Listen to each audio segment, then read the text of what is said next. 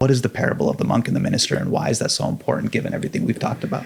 Yeah, and given our conversation, I think it's a great one to end on, and I didn't know that's where you were going to go. So the parable basically says, they're two boyhood friends, and years later they've lost touch, and they meet on the road, and one of them has become a humble monk, and the other has become a very rich and powerful minister to the king.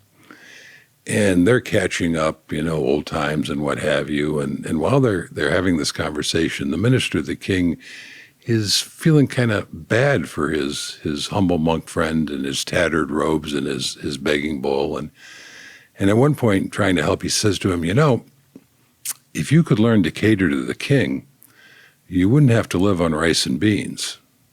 To which the monk replies, if you could learn to live on rice and beans, you wouldn't have to cater to the king.